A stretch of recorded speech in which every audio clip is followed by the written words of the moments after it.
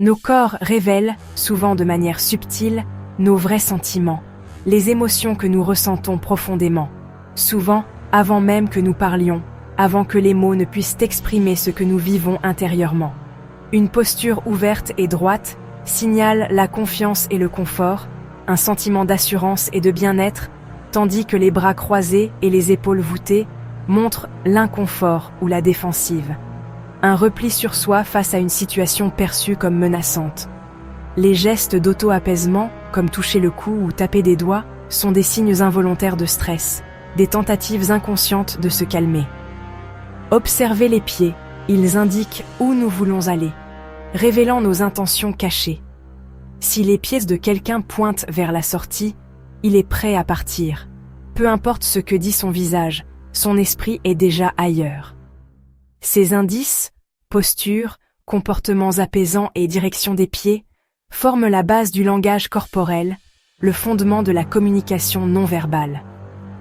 Une posture fermée, des mouvements agités et des pieds orientés vers l'extérieur envoient un message clair, inconfort et désir de se désengager, une envie de fuir la situation. Ignorer ces signaux, c'est manquer la partie la plus honnête de la communication, la vérité non dite. En lisant le corps, vous gagnez un réel avantage pour comprendre les autres en décodant leurs véritables intentions et émotions. Les yeux sont les fenêtres de l'âme, un miroir de nos émotions les plus profondes. Ils offrent un aperçu unique de ce que nous ressentons réellement. Un contact visuel stable et naturel montre la confiance et l'intérêt. Il signale une ouverture à la communication et un engagement dans l'échange. Des yeux fuyants ou qui évitent le contact direct signalent souvent l'inconfort, la nervosité ou même la tromperie. Ils peuvent indiquer une tentative de dissimulation. Un sourire sincère atteint les yeux, plissant les coins et créant des petites rides. C'est ce qu'on appelle le sourire de Duchenne, un signe d'authenticité. Les faux sourires ne le font pas. Ils impliquent uniquement la bouche, laissant les yeux inchangés. Des yeux écarquillés peuvent signifier la peur ou la surprise.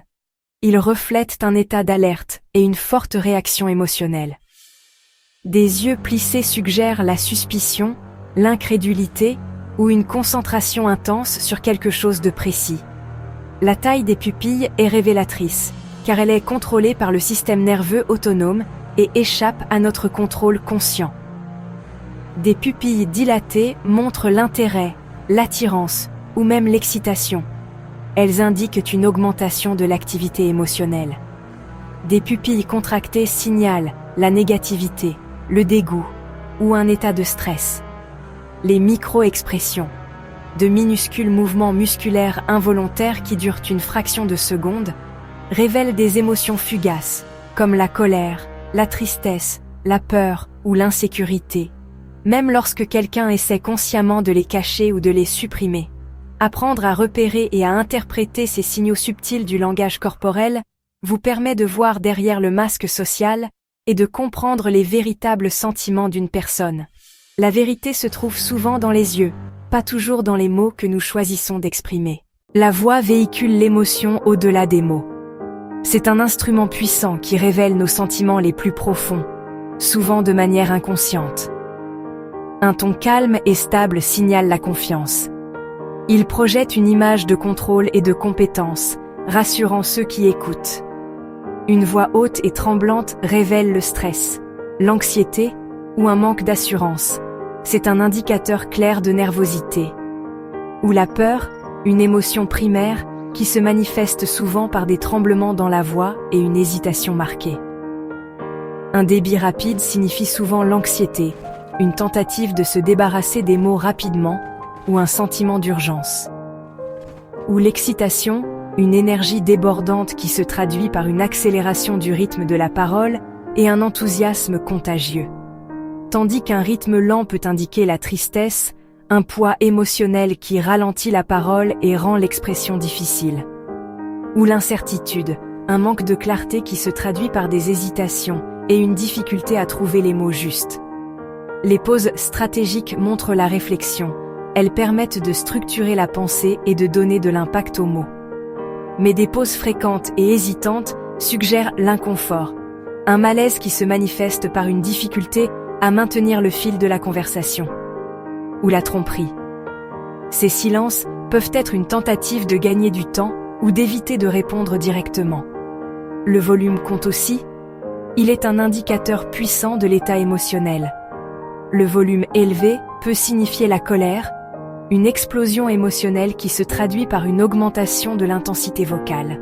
Ou l'excitation, une joie intense qui se manifeste par une voix forte et un enthousiasme débordant. La douceur peut signaler le secret, une volonté de partager une information confidentielle de manière discrète et intime.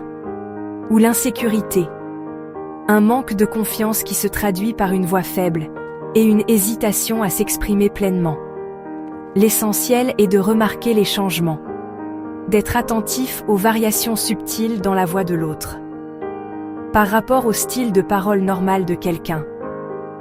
C'est en connaissant la base que l'on peut détecter les anomalies. Lorsque le ton, le rythme ou le volume changent, il est important de se demander pourquoi. Leur état émotionnel change également.